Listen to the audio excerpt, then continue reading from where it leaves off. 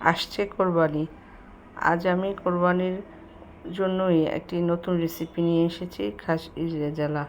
Hi guys, আসসালামু আলাইকুম। তোমরা সবাই কেমন আছো? এখানে আমি খাসির রেজালার জন্য 2 কেজি পরিমাণ মাংস নিয়েছি, আর নিয়েছি কিছু মশলা। সেই মশলা থাকবে জয়ফল, জয়ত্রী, কাজু বাদাম, তারপর পেঁয়াজ বেরেস্তা, কিশমিশ আর টক দই।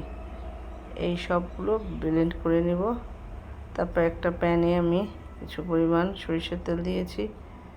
এর মধ্যে কিছু গোটা মশলা দেব, তেজপাতা, এলাচ, দারুচিনি, লং, এইগুলো দিয়ে তারপর দেব আমরা হলুদের গুঁড়া, মরিচের গুঁড়া, ধনিয়ার গুঁড়া, জিরা গুঁড়া, আদা বাটা, রসুন বাটা, পেঁয়াজ বাটা। সব মশলা ভালোভাবে কষানো হলে এর মধ্যে আমরা খাসির মাংসগুলো দিয়ে দেব। আমরা প্রায় 30 মিনিট যাবৎ মাংসটা কষাবো।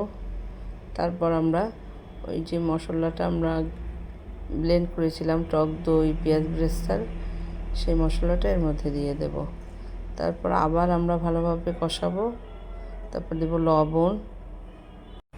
যখন রেজালাটা হয়ে আসবে শেষের দিকে আমরা কাঁচামরিচ ফালি দেব, আর দেব গরম মশলার গুঁড়া 1 চা চামচ পরিমাণ দিয়ে ভালোভাবে নেড়ে দেব। এরপর এর মধ্যে দেব আমরা ঘি 2 চা চামচ, আর দেব পেঁয়াজ বেরেস্তা। আমরা একটু চিনিও দিয়েছি।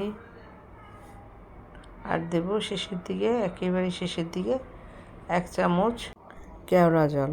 হয়ে যাবে আমাদের অনেক মজার রেজালা, খাসির রেজালা। তোমরা সবাই বাড়িতে ট্রাই করো।